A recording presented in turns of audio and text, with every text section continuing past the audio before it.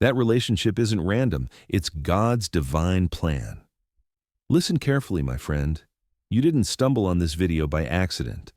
This exact moment was meant to find you. The fact that you're hearing these words right now is proof that heaven is trying to get your attention. Somewhere deep inside, there's a face, a name, or a situation that immediately came to mind. That tug on your spirit? That isn't random. It's a sign. This isn't about coincidence. It's about calling.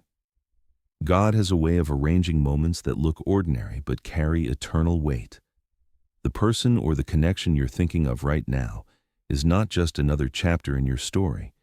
It's part of a divine plan that's been written long before today. And whether you realize it or not, the decision you make in this season could shape the very path of your destiny. So I need you to lean in. Open your heart, open your mind, and let these words sink in. Because what's ahead of you is bigger than feelings, bigger than struggle, and far greater than disappointment. This is about purpose. And if you're willing to listen, this connection is a divine appointment linked to your mission and destiny. There are connections in life that come and go like passing seasons. Some teach us, some test us, and some simply fade away. But every once in a while, there's a bond that feels different. It's heavier. It lingers in your heart no matter how much time passes. That kind of connection isn't random.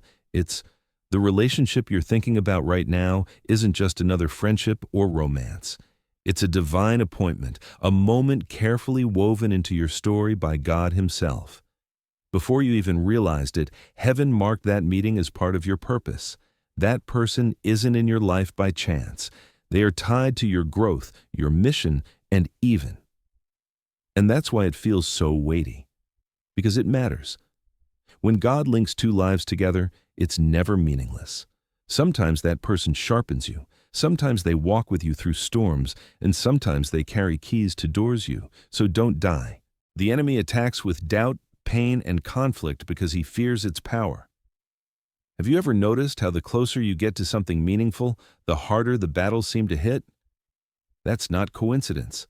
The resistance you're facing, the doubts in your mind, the constant tension, the moments where giving up feels easier, that's strategy.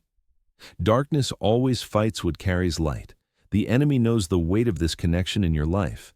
He knows that if you hold on, if you refuse to let go, you and this person could create a ripple effect that changes everything. That's why confusion creeps in. That's why small issues suddenly feel like mountains. The attacks are not random, they're targeted. But here's the truth. The enemy doesn't waste energy on something meaningless. The very fact that you feel this much pressure is evidence that your bond has power. And that power terrifies him. So instead of seeing trials and silence are not failure, but preparation for breakthrough. When life feels heavy, when the silence drags on, when the pain feels unbearable, it's easy to think you've missed it, or worse, that you've failed. But what if I told you that those very struggles are not the end? They're the evidence that something greater is. Think about it. A seed buried in the soil looks dead, forgotten, hidden. But under the surface, it's breaking open, forming roots, preparing for growth no one can see yet. That's how God works. The pressure you feel, the waiting that frustrates you, the nights that leave you questioning, they are not punishment. Breakthroughs rarely arrive without resistance. The darker the night, the closer the dawn. The harder the fight, the greater the promise on the other side. So instead of seeing your trials as proof of failure, start seeing them as signs that heaven is setting the stage for your next see. Don't confuse silence with absence. Don't mistake delay for denial. Right now, you are not losing. You are being positioned. And when the moment comes, you'll realize the struggle was simply proof. Perseverance leads to victory and greater fulfillment. Victory doesn't come to the ones who stop halfway. It comes to those who refuse to bow down to discouragement.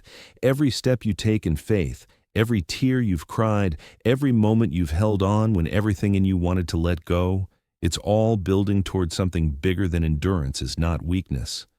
Endurance is strength. It's the mark of a warrior who knows that storms don't last forever, but promises do. If you choose to keep moving forward, even one small step at a time, you'll find that what felt impossible will. So don't surrender your story too soon. Keep standing, keep believing, keep fighting. Because the reward on the other side of this season will make every bat. Biblical examples: Joseph, David, and Job show that trials always precede glory. If you've ever felt like the weight of life is crushing you, you're not alone.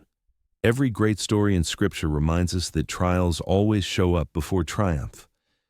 Look at Joseph, betrayed by his own brothers, locked away in a prison, yet that pit was only the pathway to a palace. Or David, anointed to be king, but before the crown, he spent years hiding in caves, running for his life. And Job, who lost everything. The pattern is clear. The struggle isn't the end, it's the setup. The darker the battle, the brighter the breakthrough waiting on the other side. God uses press. So if you're walking through your own valley right now, don't mistake it as abandonment. See it as training. Because just like Joseph, David, and Job, your pain today may be the very proof that your destiny is too powerful to be released without resistance. Hold on. Your victory. Pray, wait, and trust God's timing. In moments when nothing seems to move, when doors stay shut and silence feels endless, that's when faith is truly tested. The natural response is to push harder, to force answers, or to walk away out of frustration. But heaven doesn't work on our schedule. God's timing is never rue. Prayer's your anchor in that waiting room. Not shallow words, but the kind of prayer that leans into God with trust, even when you don't see results yet. Each time you lift that situation up, you're placing it back into the hands of the patience is not passive. It's a weapon. Choosing to wait with confidence says, I believe God is moving even when I can't see it. That kind of faith shakes the plow. So instead of letting discouragement lead you, let prayer steady you. Instead of letting silence convince you, let trust remind you that hidden work is still progress. Hold fast, because the moment heaven's clock strikes, everything will align in ways greater than you imagined. Don't let discouragement steal what God has ordained. Discouragement is one of the enemy's favorite weapons. He doesn't always attack with disaster. Sometimes he just whispers, "It's not worth it, just let go." And if you believe that lie, you risk walking away from something God Himself planted in your life. The truth is, anything with purpose will be tested. Every relationship, every calling, every assignment from heaven will face pressure. But pressure doesn't mean it's broken. It means it matters. If God brought someone or something into your path for a reason, then don't let temporary frustration steal a permanent promise. Don't let weariness decide for you what God already declared over you. The fight you feel, so stand firm. Breathe deep. Remind yourself, this is worth whole. Because what God ordained, declare boldly, I will not quit. There's power in what you speak. Words aren't just sounds, they're seeds. When you declare something out loud, you're setting it into motion in the atmosphere. That's why today, I want you to make a bold declaration of faith. Don't just think it. Don't just hope for it. Say it, write it, and own it. I will. And why is this so important? Because the enemy wants silence. He wants you to stay quiet, to keep your faith hidden, to convince yourself that quitting is the only option. But when you declare with your voice and your actions that you're standing firm, heaven backs.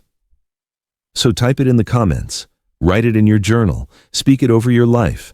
Every time you say, I will, let your words be a weapon. Let them echo like a battle cry. Because once you decide and declare that you will not quit, the story of victory, your struggles prove this bond is eternal. Don't quit. Your breakthrough is closer than you think. The very struggles you're facing right now are not signs that your connection is failing. They're proof that it carries eternal weight.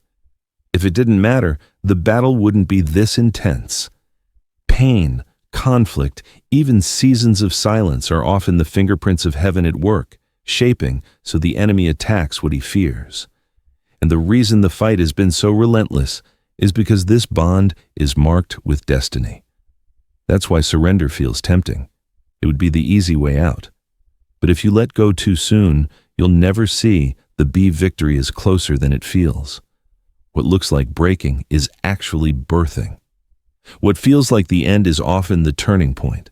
God hasn't forgotten you. He's aligning every detail, using even the tension as part of the preparatio. So hear this clearly. Don't walk away. Don't hand over what heaven has entrusted to you. Hold steady. Because the very promise you've been praying for may be